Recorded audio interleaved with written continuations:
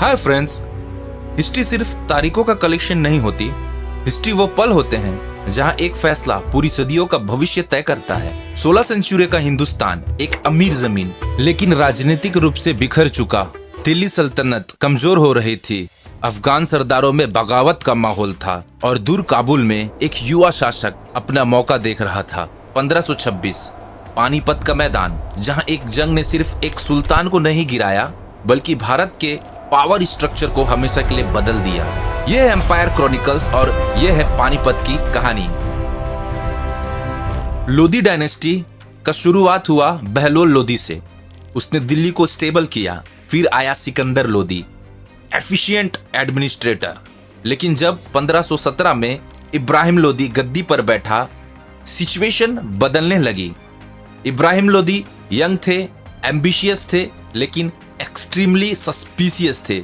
उसने powerful Afghan nobles को replace करना शुरू कर दिया।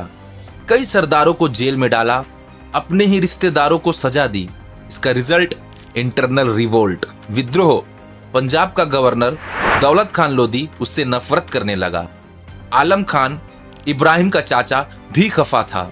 ये लोग एक बाहरी शक्ति को बुलाते हैं और वो शक्ति थी बाबर। बाबर का जन्म 1483 में अंदीजान फरगना में हुआ। वो तिमूर का वंशज था, चेंगिस खान की लाइनेज से जुड़ा हुआ। उसने 12 साल की उम्र में राजगद्दी संभाली। समरकंद जीतने की कई कोशिशें की पर हर बार हारा, लेकिन हार ने उसे तोड़ा नहीं। उसने काबुल पर कब्जा किया। वहां से उसने हिंदुस्तान को देखा। बाबर अपनी किताब बाबरनामा में लिखता है, हिंदुस्तान एक अजीब मुल्क है, लेकिन धन धान्य से भरा हुआ। उसने पहले भी छोटे हमले किए थे, लेकिन 1525 में उसने फाइनल इन्वेजन का फैसला किया। ये जंग ट्रेडिशनल नहीं थी। बाबर के पास था number 1 field artillery, Ottoman expert उस्ताद अली कुली और मुस्तफा रूमी। ये इंडिया के बैटलफील्ड में ऑर्गेनाइज्ड कैनन डिप्लॉयमेंट का पहला मेजर एग्जाम्पल था। नंबर 2 अराबा सिस्टम, 700 कार्ड्स को लेदर रोप से बांध दिया गया। उनके बीच गैप्स रखे गए ताकि कैवलरी मूव कर सके। नंबर 3 तुलुगमा स्ट्रेटेजी, आर्मी को 4 पार्ट में डिवाइड कर दिया, जिसमें centre, left wing, right wing, reserve. और हम उसके बाद देखते हैं इब्राहिम लोदी की स्ट्रेंथ क्या थी। इब्राहिम लोदी के पास 80,000 से 1 लाख सोल्जर थे और 1,000 war elephants. Elephant psychological weapon थे, लेकिन उनके पास ना आर्टिलरी थी, ना कोई मॉडर्न फॉर्मेशन। बस वो सेंट्रलाइज्ड कमांड पे काम करते थे। बाबर ने पानीपत के पीछे डिफेंसिव पोजीशन ली। उसने खुद ग्राउंड इंस्पेक्ट किया। इब्राहिम लोदी ने सोचा, नंबर ही सब कुछ होते हैं। 21 अप्रैल 1526 की बात है। सुबह का वक्त था।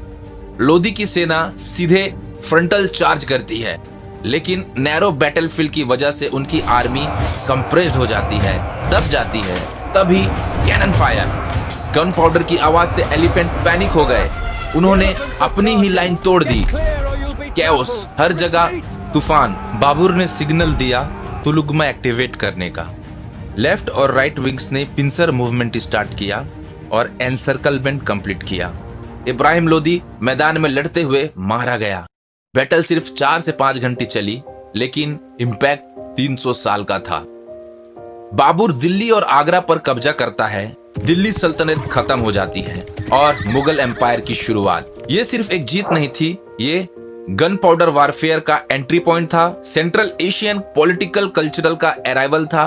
एक सेंट्रलाइज्ड इंपीरियल स्टेट की फाउंडेशन थी। इस बैटल के बिना अकबर का एक्सपेंशन नहीं होता, मुगल एडमिनिस्ट्रेशन डेवलप नहीं होता और आर्किटेक्चर और कल्चरल का सिंथेसिस नहीं होता। पानीपत का मैदान आज भी वहां है, लेकिन उस दिन की गूंज अब भी इतिहास में सुनाई देती है। एक सुल्तान गिरा और एक साम्राज्य उठा और भारत के राजनीतिक नक्शे को हमेशा के लिए बदल दिया। हिस्ट्री हमें एक सबक देती है, तकनीक, लीडरशिप और विजन संख्या से ज्यादा पावरफुल होते हैं। ये था एम्पायर क्रॉनिकल्स। अगले एपिसोड में एक और साम्राज्य के साथ हम आएंगे। इस वीडियो को देखने के लिए धन्यवाद।